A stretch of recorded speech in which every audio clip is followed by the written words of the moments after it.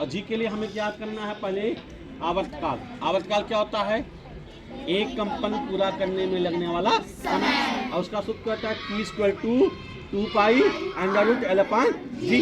L क्या है, इस धागे की लंबाई। अब इस धागे की लंबाई कितनी है, हमने मान लिया 1 मीटर। तो यहाँ से जब L की लंबाई की 1 मीटर मान लिया, तो हम अगर जी का सूत्र निकालना चाहें तो जी का सूत्र क्या हो जाएगा, G equal to 4 pi square L upon T square. और L का मान हमने क्या रख दिया 1, तो जी का मान कितना जाएगा भैया 4 pi square upon T square. अब टी हमें निकालना है, आवर्तकाल निकालना है, तो हम क्या करेंगे, इसको कंपन कराएंगे। क्या कराएंगे, कंपन, दोलन कराएंगे। तो दोलन कराएंगे, दोलन करने के बाद हमें समय निकालना है। समय निकालेंगे कि कितने दोलन को कितने समय में पूरा कर रहा है। और जब समय का भाग दे देंगे तो एक दोलन पूरा करने में लगने वाला हमारा क्या आ जाएगा, समय, यानी आवर्तकाल टी आ जाएगा। ठीक है, अब टी आ जाएगा, टी का मान रख देंगे तो जी का मान हमारा एग्जैक्ट मान आ जाएगा। यह प्रयोग हम 3 तरह से करते हैं। कितने तरह से, 3। एक बार क्या करेंगे, लंबाई को कम करके, एक बार लंबाई को ज़्यादा करके, और लंबाई क्या है 1 मीटर है, तो प्रेजेंट टाइम 1 मीटर है। तो हम प्रयोग करते हैं, स्टॉप वॉच आपके पास है, स्टार्ट कर लीजिएगा। चलिए स्टार्ट। इसको भी काउंट करते हैं।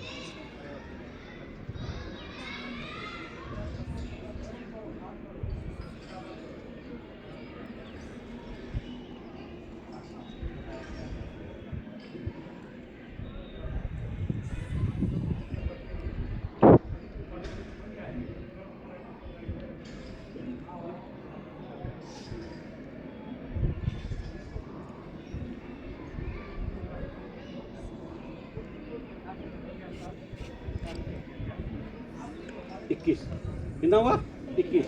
अब समय कितना हुआ भैया, चल काफी लाइए। चलिए, दोलनों की संख्या कितनी हो गई भैया, अगर हमने निकाला तो जो दोलन किया तो दोलनों की संख्या कितनी हो गई हमारी 21। और समय हमारा कितना लगा भैया 21 सेकंड लगा। कितना लगा 41 सेकंड है ना, कितना लगेगा 41 सेकंड, यानी 21 दोलनों की संख्या पूरा करने में कितना समय लगा 41 सेकंड लगा। तो एक दोलन पूरा करने में समय लगेगा कितना भैया, क्या कितना लगेगा 41 में 21 से हम भाग दे देंगे। 41 में 21 से भाग देंगे, कितना जाएगा लगभग 2 क्या आएगा, लगभग 2, कितना 21 गुना 42, तो लगभग 2 आ गया, हम 2 मान लेते हैं। कितना मानते हैं 2 मानते हैं। अब टी का मान हमारा कितना आ गया 2 सेकेंड, यानी एक कंपन पूरा करने में कितना समय लगा 2 सेकेंड का। अब टी का मान हम क्या करेंगे इसमें रख देंगे, तो हम जी का मान रखेंगे, तो जी बराबर क्या हो जाएगा 4 पाई स्क्वायर। एल का मान कितना है 1 और टी का मान कितना है 2, 2 से काट दिया कितना आ जाएगा 2 पाई स्क्वायर, कितना आ जाएगा 2 पाई स्क्वायर, ठीक है, 2 पाई स्क्वायर, ठीक है। अब देखिए टी स्क्वायर है था, T square sorry T square था, टी स्क्वायर मतलब 2 का करेंगे 4, तो 4 से 4 कैंसिल, बचेगा क्या हमारा पाई स्क्वायर, पाई स्क्वायर। अब पाई का मान कितना होता है बता 3.14, कितना होता है 3.14, इसमें 3.14 से गुणा कर देंगे तो कितना हो जाएगा 4 चौका 16, 4 एकम 4 1 5, 4 3 12, 1 चौके 4। आप लोग गुणा कीजिए कितना आएगा लगभग 9 कुछ आएगा, गुणा कीजिए यूज कर देंगे। अब क्या करेंगे, यानी हमारी जी का मान आ गया, यानी जो पहली कंडीशन में हमारा था उसका जी का मान हमारा कितना गया 9.859, 9.859। अब हम क्या करेंगे, इस धागे की लंबाई को कम कर देंगे, इस धागे की लंबाई को कम कर देते हैं। अब हम इस धागे की लंबाई को क्या करते हैं कम कर देते हैं। चलिए, इस धागे की लंबाई को हमने क्या कर दिया कम कर दिया। कितना कम कर दिया, कितना कम कर दिया 1 मीटर से थोड़ा सा कम, 1 मीटर मतलब 100 सेंटीमीटर था, 1 मीटर मतलब 100 सेंटीमीटर। अब हमने उसको कर दिया 95 सेंटीमीटर, कितना कर दिया 95, यानी लंबाई हमारी कितनी होगी 95 सेंटीमीटर।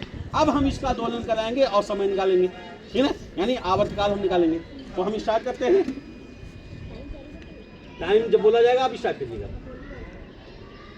स्टार्ट, काउंट करते रहिएगा।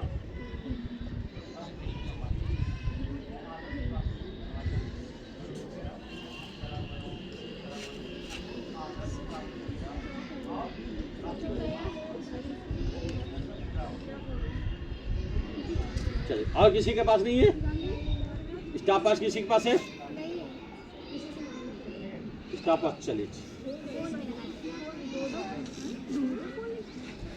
चलिए हम स्टाफ वाले कुछ करेंगे। कितना आ गया? 1.75। अब हम सूत्र क्या हमने बताया? G = 4 pi square L/T²। 4 pi square L/T²। अब G का मान उस पर रख के निकालिए। G का मान निकालिए।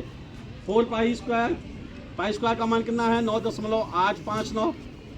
4 इंटू L का मान कितना है? 95 सेंटीमीटर। कितना है? 95 सेंटीमीटर। और T का मान कितना आया? 1.74। कितना आया? 1.74। तो उसका मान रख करके अब G का मान निकालिए। उसका ये इस धागे की लंबाई को बढ़ा देंगे। इस धागे की लंबाई को बढ़ा देंगे। अब धागे की लंबाई बढ़ा करके हम आवर्तकाल निकालेंगे। ठीक है ना?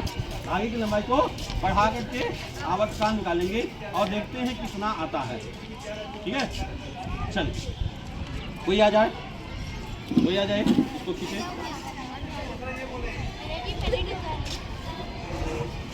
चलो, जैसे खींचा था मैंने, खींच करके छोड़ो। हाँ, छोड़िए। काउंट कितनी है?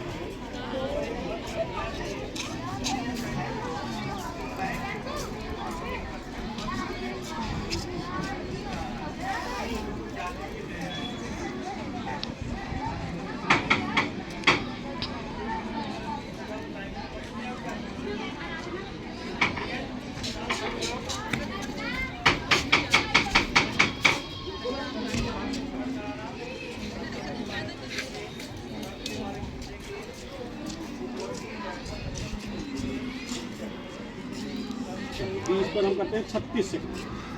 कितना हो गया? 20 पे कितना हो गया? 36 सेकंड। अब आप गिनती निकालिए उसको, तीनों को जोड़ करके, यानी तीनों मान आ गया हमारा, G1 आ गया, G2 आ गया और G3। यानी 3 प्रयोग किया। तीनों प्रयोग के आधार पर 3 G के मान आए। कितने मान आए? 3 G के मान। अब तीनों का हम क्या करेंगे? औसत निकालेंगे। औसत मतलब क्या होता है? तीनों को जोड़ करके और 3 से भाग देंगे। जब तीनों को जोड़ करके 3 से भाग देंगे तो जो एग्जैक्ट मान होगा यही 9.86। क्या होगा? 9.86। वह हमारा गुरुत्वीय त्वरण G का मान है। क्या हो जाएगा? गुरुत्वीय त्वरण G का मान। ठीक है, ये हमारा गुरुत्वीय त्वरण G। समझ में आया?